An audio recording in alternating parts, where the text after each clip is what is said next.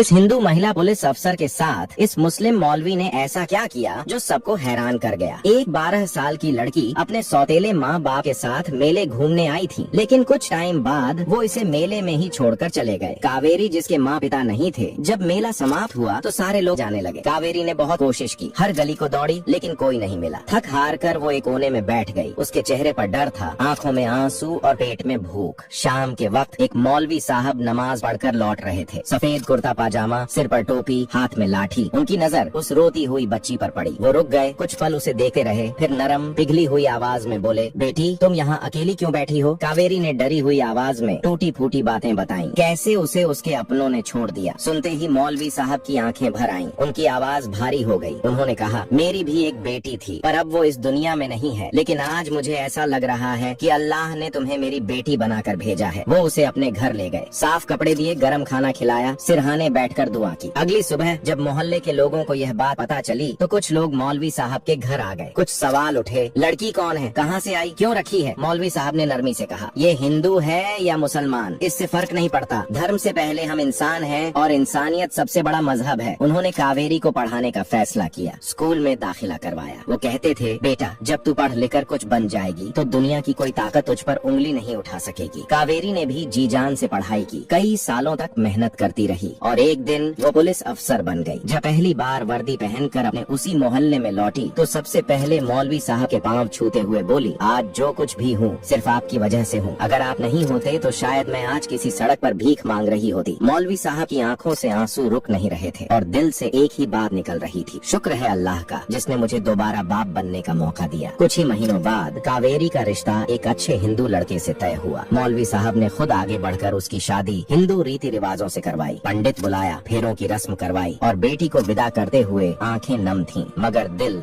गर्व से भरा था। क्या रिश्ते खून से बनते हैं या दिल से?